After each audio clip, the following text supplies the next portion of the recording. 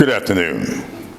It is an honor to join the brothers of the Gamma Delta Sigma chapter of Phi Beta Sigma Fraternity for the inaugural Getting in Good Trouble Awards luncheons.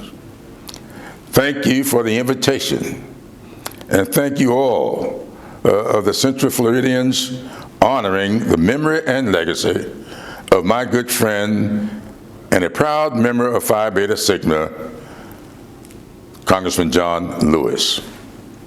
John will be proud to see the Sigma men continuing to inspire future leaders in the struggle for equitable access to America's promise. The work you and the awardees are doing in the areas of youth development, social action, black business development, and education will have lasting impacts on our youth as they learn at an early age how to become agents of change to positively impact our society. Their success will stem from your willingness to reach back to lift someone else up. Thank you to community leaders who have assisted in this effort. History has shown us that young people have always been the catalyst of change. My good friend John and I knew this and believed it in the strength and the power of our youth to carry on the momentum of the movement that he and I joined as teenagers. The Getting in Good Trouble Awards is aptly named to reflect the change he gave us all. I will share with you briefly that I met John Lewis on October 15, 1960. We were both 19-year-old college students meeting at the second official meeting of the Student Nonviolent Coordinating Committee. I went with other students from Claflin College and South Carolina State, and we gathered with other student leaders on the campus of Morehouse College in Atlanta. We were there to discuss the tension brewing between the younger founding members of SNCC and Dr. King's Southern Leadership Conference.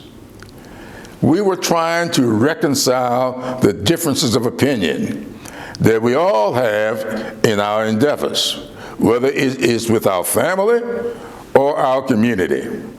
Our differences stem from our varied life experiences, which in my memoir I call blessed experiences. These differences are what make us help us to learn from each other and how we grow.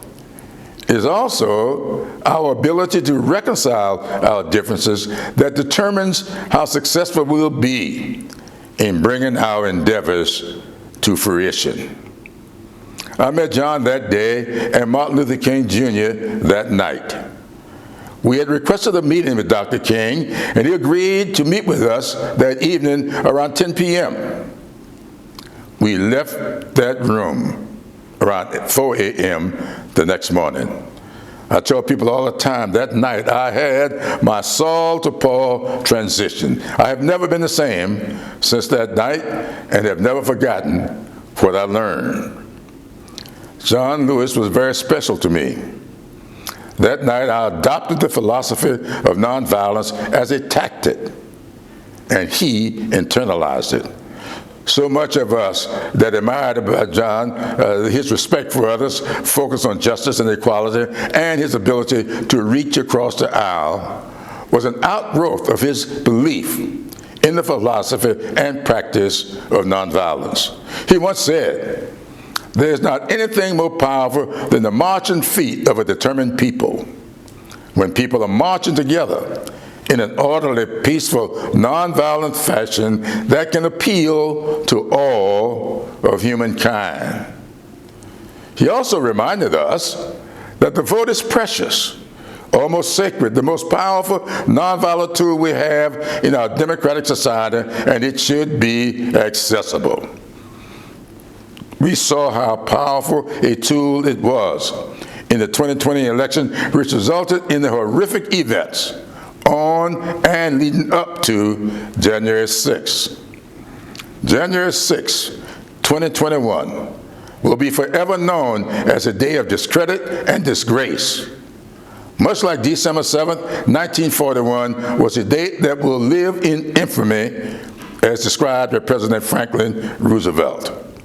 I trust that the Select Subcommittee to investigate the January 6th attack will reveal the truth about the insurrection, and the American people will get to see the mob's action as nothing more or less than an attempt to overthrow a free and fair election. The right to vote is the most fundamental thread of our democratic fabric. Without it, our democracy unravels.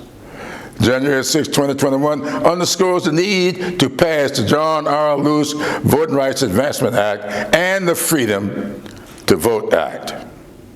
All 50 Republicans in the United States Senate, aided and abetted by 2 Democrats, blocked votes on these 2 critical voting rights bills last month. Senate Majority Leader Chuck Schumer failed to meet his goal to pass these bills without a change to the Senate's filibuster rules that require 60 votes to cut off debate. Now let me be clear. I am not a fan of the filibuster. But if holding on to that tradition is important to most of the Senate, I maintain that exceptions on constitutional issues like voting should apply. Additionally, while bipartisanship is welcome and may be preferable, history informs us that the 15th Amendment giving blacks the right to vote passed on a party line vote. And who would argue that the 15th Amendment should not have been adopted because it did not have bipartisan support? If there was ever a time for us to heed John's words to get in good trouble, necessary trouble, it is in 2022.